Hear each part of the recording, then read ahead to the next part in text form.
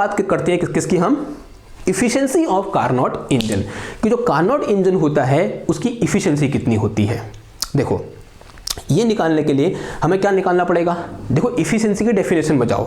Efficiency क्या होती है, work done divided by heat taken. देखो हीट टेकन कितनी है, Q1 है। अब यहां से यहां जाने में पर साइकिल, यानी एक पूरा साइकिल है ना, यहां से यहां जाने में, यानी यहां से यहां जाने में इस इंजन ने कितना काम किया वो हमें निकालना है। तो काम हम निकाल लेंगे, हर प्रोसेस में क्या निकालेंगे, वर्क निकाल लेंगे। पहले इस प्रोसेस के लिए वर्क निकालेंगे, फिर इस प्रोसेस के लिए वर्क निकालेंगे, फिर इस प्रोसेस के लिए वर्क निकालेंगे, फिर इस प्रोसेस के लिए वर्क निकालेंगे, और सबको क्या कर देंगे, ऐड कर देंगे। तो वो क्या आ जाएगा, वर्क डन फॉर 1 साइकिल, यानी 1 साइकिल में कार्नोट इंजन ने कितना काम किया, और उस काम को किससे डिवाइड कर देंगे, heat taken by the Carnot engine. वो कितना मेरे पास Q1 है, उससे Q1 भी निकालना पड़ेगा, Q1 भी फाइंड करना पड़ेगा, उससे डिवाइड कर लेंगे, हमारा आंसर आ जाएगा, यानी इफिशिएंसी ऑफ कार्नोट इंजन आ जाएगी। ठीक, तो उसके लिए मुझे क्या करना पड़ेगा, यहाँ मिटाना पड़ेगा, और हेड डालो क्या, work done in each stage. Heading क्या हो जाएगी, work done in each stage, work done in each stage for Carnot cycle, for Carnot cycle. Okay, सबसे पहली स्टेज क्या थी हमारे पास, A to B। कहाँ से कहाँ गए हम, A to B। तो पहला वाला केस क्या है मेरे पास, A to B। A to B, work done by system. Work कौन कर रहा है, सिस्टम कर रहा है। ठीक, क्योंकि क्या हो रहा है, एक्सपेंशन हो रहा है, ऑब्वियसली बात है, वर्क कौन कर रहा होगा, गैस वर्क कर रही होगी। कहाँ गए हम, A to B गए, और कैसा एक्सपेंशन हो रहा है, आइसोथर्मल एक्सपेंशन हो रहा है। और आइसोथर्मल प्रोसेस के दौरान वर्क डन क्या होता है, हमने पहले पढ़ा हुआ है, क्या होता है बताओ। Since we know this is isothermal process, ये क्या है मेरे पास, रिवर्सिबल आइसोथर्मल एक्सपेंशन है। और रिवर्सिबल आइसोथर्मल एक्सपेंशन के दौरान जो वर्क डन, W1 बोल दो उसको, this will be equal to nRT for n mole of gas, और अंदर कितना आता है, ln V final minus V initial, क्या होता है, sorry V final upon V initial, ln यानी log V final upon V initial, यही मत लिखना क्योंकि करेक्शन करूंगा मैं, V final upon V initial. देखो V फाइनल क्या है यहाँ पर इस प्रोसेस के लिए, A to B के लिए, V फाइनल क्या है, VB है, V इनिशियल क्या है, VA है। तो क्या आ जाएगा, ये VB अपॉन VA आ जाएगा, क्या आ जाएगा, VB अपॉन VA, ये आ गया। तो this is work done during this process. A to B जाने में कितना वर्क किया गया, इतना वर्क किया गया, यानी nRT। अब देखो T कितना है यहाँ पर, T1 है, तो T की जो कितना पुट कर दो यहाँ पर, T1 पुट कर दो। कोई दिक्कत है यहाँ पर, आई थिंक कोई दिक्कत नहीं होनी चाहिए। तो कितना आ गया ये, W1 equal to nRT1 ln VB upon VA। इतना आया समझ में बात। नाउ अब देखो, अब ये निकालना है कि देखो इस प्रोसेस के दौरान क्या हो रहा है, Q1 amount of heat system के अंदर आ रही है। अभी हीट की वैल्यू कितनी होगी, ये हमें क्या करना है, फाइंड करना है। देखो कैसे फाइंड करोगे, देखो since we know from first law of thermodynamics, क्या होता है हमारे पास, du equal to dq minus dw होता है नहीं होता। Now just think about it, this process is isothermal process, and during isothermal process there is no change in temperature, and we all know that for ideal gas, because ये कौन सी gas है, ideal gas है, for ideal gas internal energy is a function of temperature only.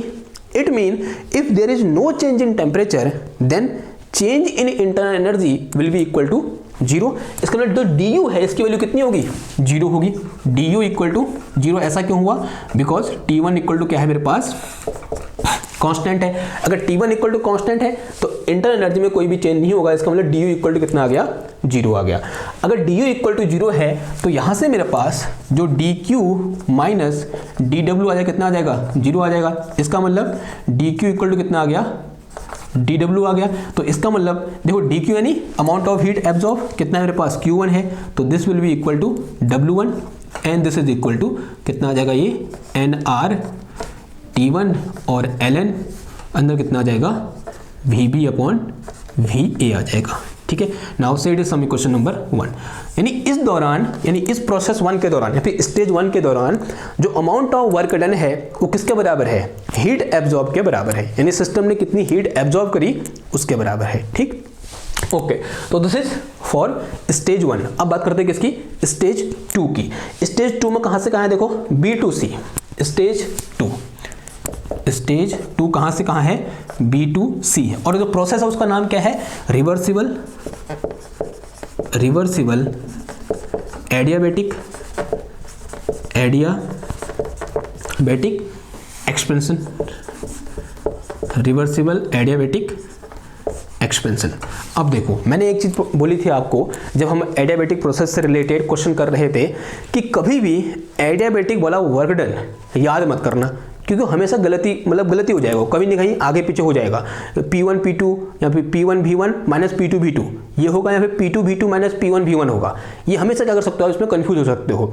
तो हमेशा क्या कर लेना है, जब भी एडियाबैटिक में वर्क डन निकालना हो या फिर एडियाबैटिक प्रोसेस के दौरान वर्क डन निकालना हो तो क्या कर लो, फॉर्मूला ड्राइव कर लो, 1 मिनट लगता है उसमें। देखो कैसे करोगे, देखो सिंस व्हाट वी नो कि W इक्वल टू क्या होता है, integration P into dV initial to final, ऐसा होता है नहीं होता है।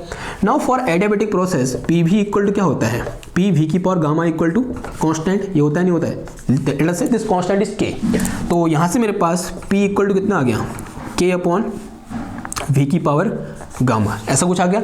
अब एक काम करो, ये P की वैल्यू उठाओ, यहाँ से इधर पुट कर दो, तो यहाँ से मेरे पास W इक्वल टू कितना आ गया, इंटीग्रेशन K अपॉन V की पावर गामा और इंटू कितना आ गया, dV आ गया। अब देखो लिमिट, देखो किसकी लिमिट आएगी, वॉल्यूम की लिमिट आएगी, कहाँ से कहाँ, initial volume to final volume.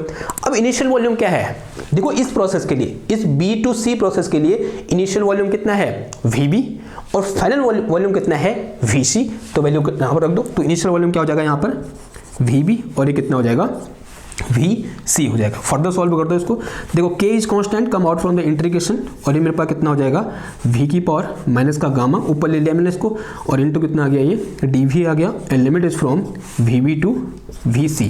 Now this is equal to K, इसको सॉल्व करो, कितना आ जाएगा, ये V की पावर माइनस का गामा प्लस 1, और डिवाइड में कितना आ गया, ये माइनस का gamma plus 1, and limit is from VB to क्या आ जाएगा, VC आ गया। ठीक, ये बात समझ में आई ना। अब देखो यहाँ से इसको W2 बोल दो, ठीक, क्या बोल दो इसको, W2 बोल दो। तो W2 इज इक्वल टू, ये आ गया मेरे पास, यानी work done in second stage का मतलब वो, इसका मतलब ठीक। तो यहाँ से मेरे पास K अपॉन, इसको बाहर ले लो, तो 1 माइनस का गामा बाहर आ गया, ये 1 माइनस गामा बाहर आ गया, और अंदर कितना बच गया, ये अपन अपर लिमिट VC की पावर माइनस का गामा प्लस 1, और फिर कितना बचा, माइनस VB, हाँ VB, और अपॉन कितना आ जाएगा, ये माइनस का gamma plus 1, and this bracket is close. ठीक, अब देखो K यहाँ पर अननोन है, देखो K इक्वल टू क्या हो जाएगा, यहाँ से मेरे पास अगर मैं यहाँ से K निकालूं, सिंस जो मेरे पास, अगर मैं किसके देखूं, इस पॉइंट पर देखो, तो इस पॉइंट पर प्रेशर कितना है, PB है, और वॉल्यूम कितना है, VB है, कि पावर कितना हो जाएगा, gamma, and this will be equal to P, इस पॉइंट लास्ट C पॉइंट के लिए कितना हो जाएगा, PC, और इनटू कितना आ जाएगा, ये VC की power gamma, and they both will be equal to K। ऐसा होगा नहीं होगा, from this equation we can write this thing, okay, कि PB VB की power gamma is equal to PC VC की power gamma is equal to K। अब यहाँ पर देखो, इस K की जगह मैं ये भी पुट कर सकता हूँ, ये भी पुट कर सकता हूँ, मेरी मर्जी। तो यहाँ से मेरे पास W2 इज इक्वल टू कितना आ गया, 1/1 माइनस गामा।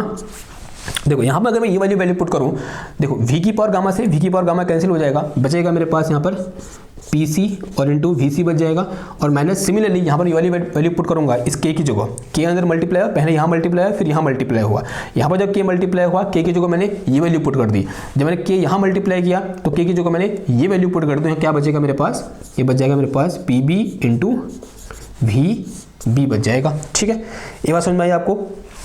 नाउ अब एक चीज़ और, since we know PV equal to NRT, PV equal to NRT, ऐसा कुछ होता है, आंसर है हाँ जी होता है। PV इक्वल टू कितना हो जाएगा, ये NRT हो जाएगा। नाउ इस पॉइंट पर, अगर मैं इस पॉइंट पर देखूं तो ये क्या हो जाएगा मेरे पास, PB VB is equal to NRT1, क्योंकि यहाँ पर टेम्परेचर कितना है, T1 है। अगर मैं इस पॉइंट पर देखूं तो कितना हो जाएगा, ये PC VC is equal to NRT T2 ऐसा कुछ हो जाएगा ना। ये तो वैल्यू उठाओ यहाँ से इधर पुट कर दो, तो यहाँ से मेरे पास W2 इक्वल टू कितना आ गया 1/1 माइनस गामा, और मल्टीप्लाई में कितना आ जाएगा ये nRT2 माइनस nRT1 आ गया। ठीक है, तो यहाँ से मेरे पास W2 इक्वल टू देखो nR दोनों ओर से बाहर है और अंदर कितना बच गया 1 माइनस गामा, और अंदर आ गया मेरे पास कितना T2 minus T1। This is my work done during B2C।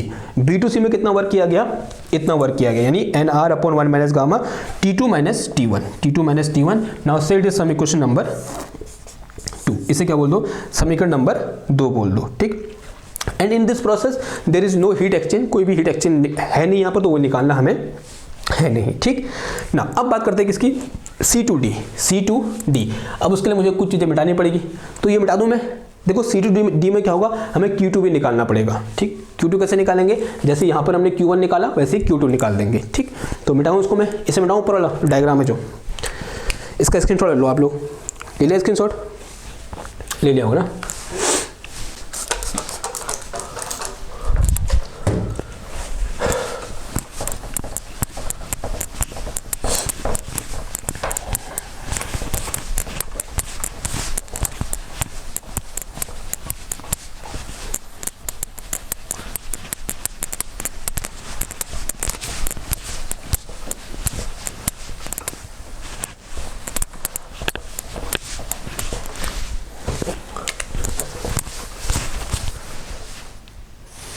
Okay, now अब कौन सी प्रोसेस है, कौन सा स्टेज है, स्टेज थर्ड। स्टेज थर्ड कौन सी है, दिस इज C2D। देखो C2D is reversible isothermal compression. क्या है, रिवर्सिबल आइसोथर्मल कंप्रेशन है। ठीक, नाउ अगेन तो फॉर्मूला क्या हो जाएगा बताओ, ये हो जाएगा सिंपल, क्या W3 हो जाएगा, तो W3 equal to nRT2, temperature कितना है T2, ln V final minus V final upon V initial. V final कितना है, VD है, कितना है VD है, अपॉन V इनिशियल कितना था, VC था या नहीं था, V इनिशियल कितना था इस प्रोसेस के लिए, VC था। कितना आ जाएगा ये nRT2 ln VD upon VC आ जाएगा। एक चीज यहाँ से क्लियरली हमको देखने को मिल रही है कि this VD is less than VC। इसका मतलब ये जो चीज आएगी W3 ये कैसी आएगी, नेगेटिव आएगी, नहीं आएगी, और इस नेगेटिव आना भी चाहिए। क्यों, because it is work done on system.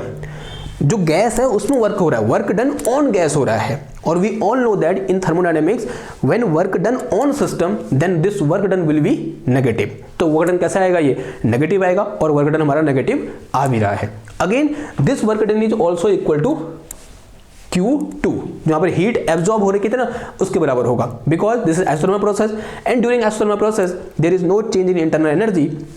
If there is no change in internal energy, it means this work done will be equal to the heat absorbed by the system.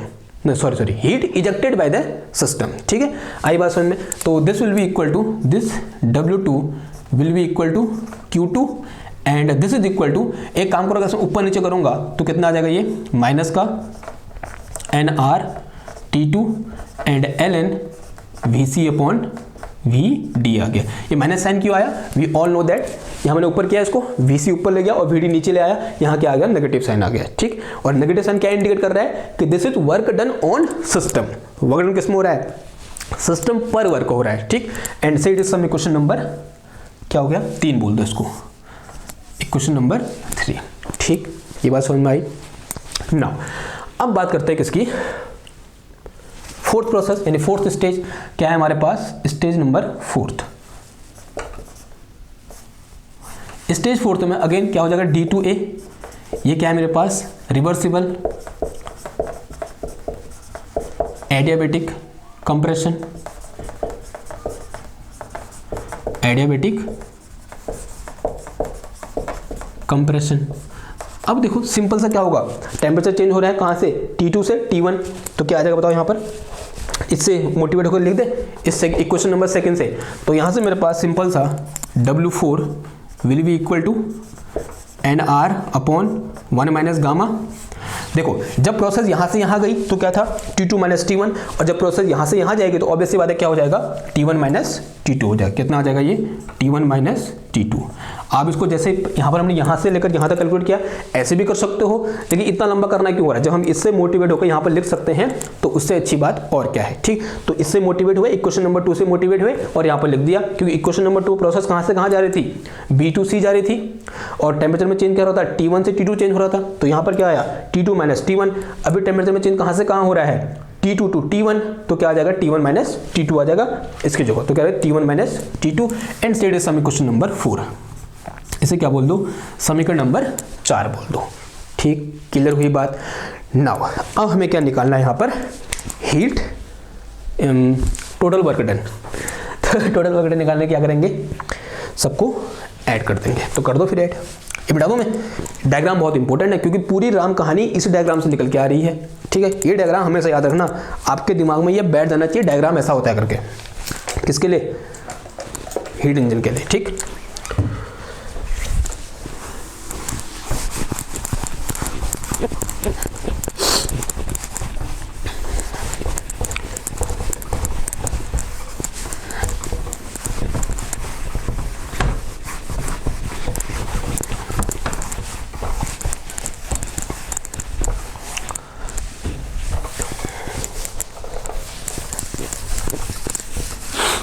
Okay चलो आगे बढ़े।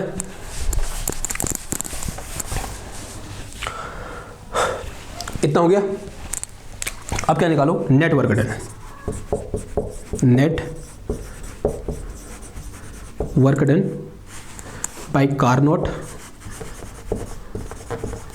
Engine for 1 cycle,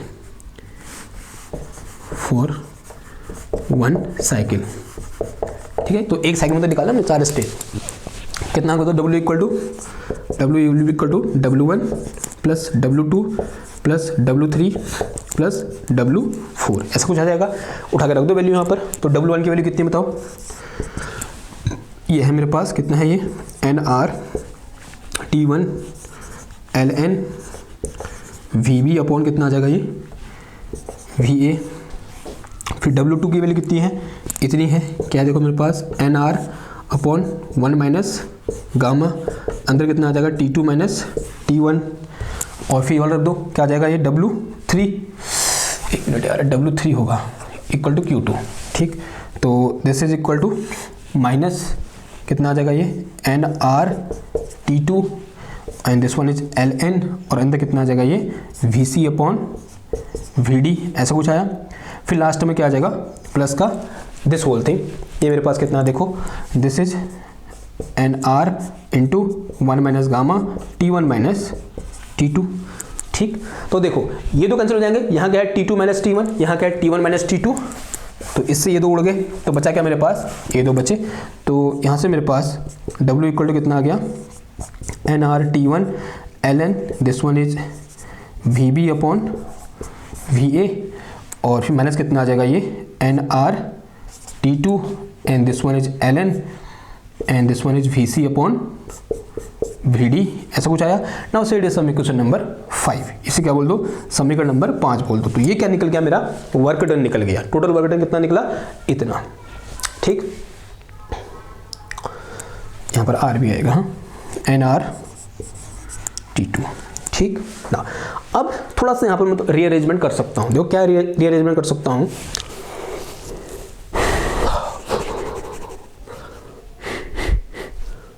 एक चीज हमने discuss कर रखी थी, क्या PV की पावर गामा इक्वल टू क्या होता है, कांस्टेंट होता है। ठीक है, थोड़ा सा रीअरेंजमेंट करते हैं। सिंस वी नो PV की power gamma is equal to constant, ऐसा होता है। आंसर है हाँ जी, होता है।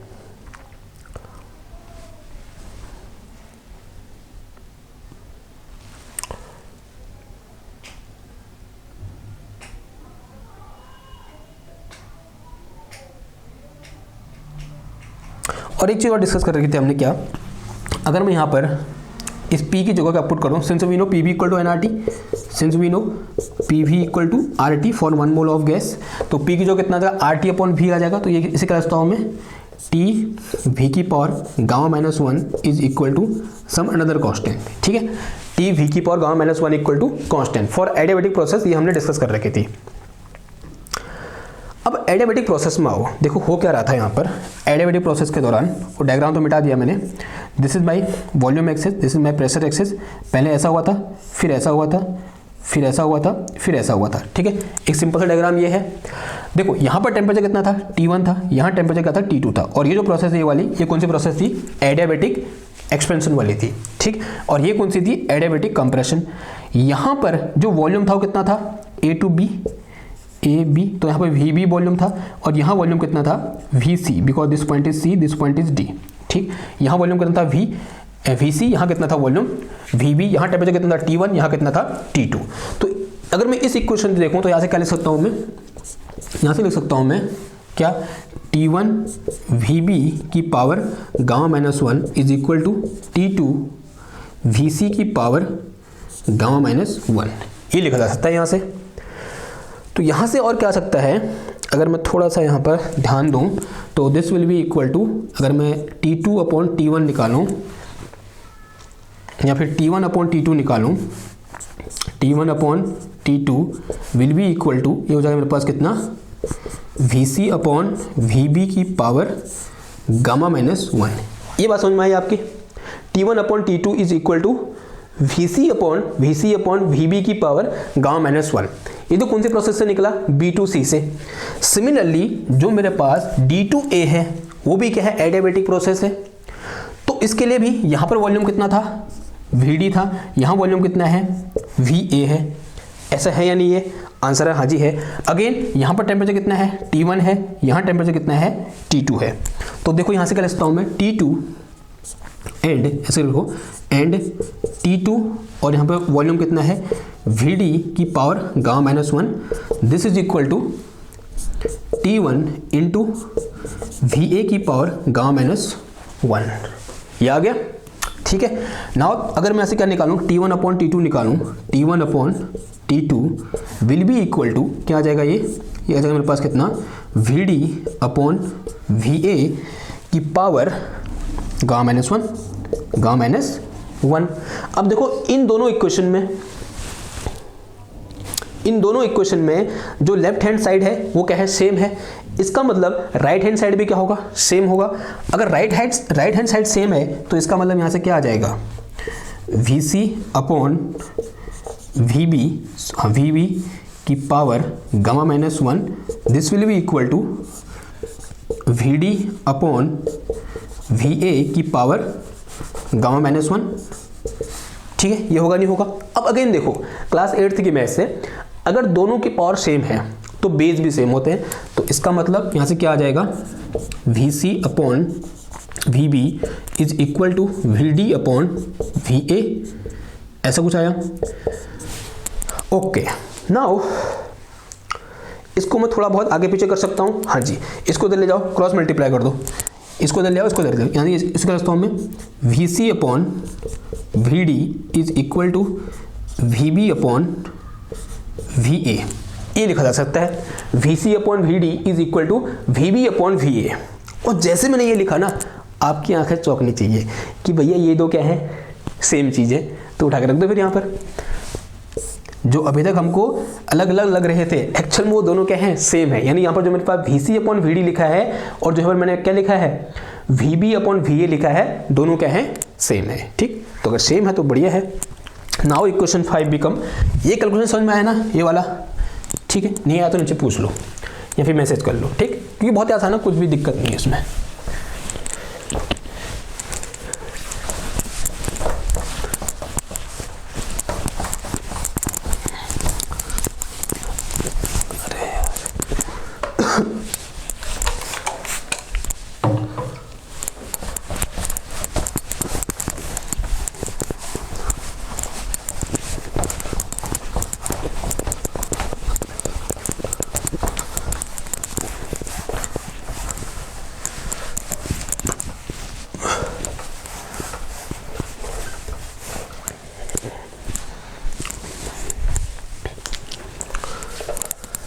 ओके, तो अब देखो यहाँ से ये इक्वेशन 5 बिकम, ठीक है। Now equation 5 become W equal to कितना आ जाएगा बताओ, W equal to NR net work done NR T1 ln VB upon VA minus का NR T2 ln, इसी को कह सकता हूँ मैं VC upon VD equal to VB upon VA। तो यहाँ क्या आ जाएगा, VB अपॉन VA आ जाएगा। ठीक है, तो कुछ चीज़ें कॉमन है, कॉमन ले लो। तो W is equal to NR common है, NR कॉमन है, दोनों ओर से लॉग वाली चीज़ कॉमन है, और अंदर कितना आ जाएगा ये T1 माइनस T2, और उसके अंदर बाहर क्या आ जाएगा ln, this is VB upon VA। तो this is my work done. Set some equation number 5A बोल दो इसको, ठीक, क्योंकि 5 से निकल के आया 5A हो जाएगा। ठीक, तो this is my final work done. हमें निकालना क्या है, इफिशिएंसी निकालनी भैया। Now efficiency of Carnot engine, efficiency of Carnot engine. देखो क्या होती है इफिशिएंसी इक्वल टू हमने पढ़ा था eta equal to work done divided by heat absorb.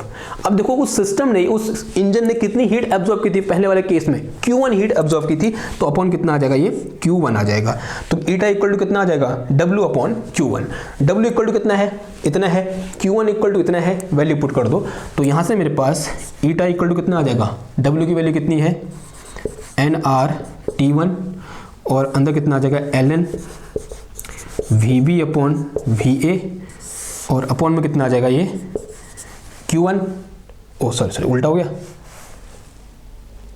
ना, ये रखना है, W रखना है पहले। तो कितना आ जाएगा NR, this is T1 minus T2 ln VB upon VA,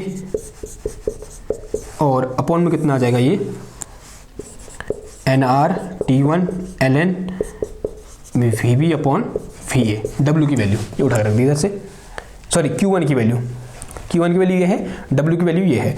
देखो इस NR से NR गया, इस ln वाले से ये ln वाला चला गया, तो मेरे पास यहाँ से eta equal to efficiency of Carnot heat engine will be equal to T1 minus T2, और अपॉन कितना आ जाएगा ये T1 आ गया।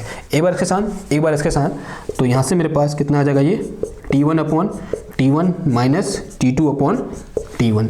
तो this eta will be equal to 1 minus का T2 अपॉन T1।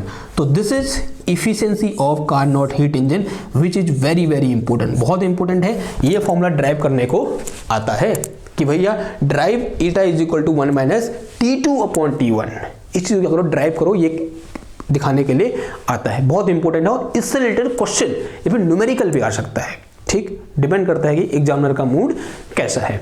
अब देखो जो ईटा यानी इफिशिएंसी का फॉर्मूला निकल के आया, ये हमें चीख कर बता रहा है कि भैया कि जो कार्नोट हीट इंजन की जो इफिशिएंसी होती है वो वर्किंग सब्सटेंस पर डिपेंड नहीं करती है, वो सिर्फ और सिर्फ किस पर डिपेंड करती है, सिंक और सोर्स के टेम्परेचर पर क्या करती है, डिपेंड करती है। कि सिंक का टेम्परेचर कितना है और सोर्स का टेम्परेचर कितना है, उस बात पर डिपेंड करती है। हमने उस मशीन के अंदर वर्किंग सब्सटेंस क्या डाला है उस बात पर डिपेंड नहीं करती है।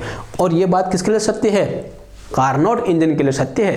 समझ में आ रही इतनी बात। तो this is true for Carnot engine कि eta equal to 1 minus T2 upon T1 and this efficiency is depend only on temperature of sink, और we can say hot reservoir और कोल्ड रिजर्वायर, उनके टेम्परेचर पर depend करती है। बाकी चीज़ें वहाँ पर वर्किंग सब्सटेंस क्या है इस बात पर डिपेंड नहीं करती है। ठीक, क्लियर हुई बात इतनी। तो this is our Carnot heat engine, Carnot cycle over. ठीक, मज़ा आया, अच्छा लगा, लाइक कर दो, वो तो आपकी मर्जी है। ठीक, ओके। और कुछ बचाया भी इसमें कहना? देखो अब हमने तो पढ़ दिया, कार्नोट हीट इंजन पढ़ दिया। क्या हमें कार्नोट हीट इंजन आ गया? नहीं। जब तक हम इससे रिलेटेड क्वेश्चन नहीं करेंगे तब तक हमें दावा नहीं कर सकते कि हमें कार्नोट हीट इंजन आया है। मैं कल को यहाँ पर एक पहला ही क्वेश्चन लाऊंगा और पहला ही क्वेश्चन आपको हिला देगा, आपको नहीं आएगा। आपने पूरा कार्नोट पढ़ दिया है, आप पहला क्वेश्चन नहीं कर पाओगे। क्यों? क्योंकि हमने क्वेश्चन आज तक किए ही नहीं। जब हमने क्वेश्चन किए होंगे तो हमको जो फीलिंग है कार्नोट हीट इंजन की वो और ज़्यादा क्या हो जाएगी, बेहतर हो जाएगी। तो नेक्स्ट लेवल लेक्चर में क्या करेंगे हम, इससे रिलेटेड जितने भी क्वेश्चन मेरे को मिलते हैं मैं सारे के सारे यहाँ पर आपको कराने की कोशिश करूँगा। लेकिन फिलहाल के लिए जो थ्योरी हमने पढ़ी है आई होप ये आपको समझ में आई होगी। ठीक है, आई है तो वो कर दो फिर जो मैं थोड़ी देर पहले बोला, लाइक शेयर एंड सब्सक्राइब। ठीक, मिलते हैं आपसे नेक्स्ट क्लास में कुछ और नए टॉपिक के साथ। तब तक के लिए थैंक यू, धन्यवाद, बाय बाय।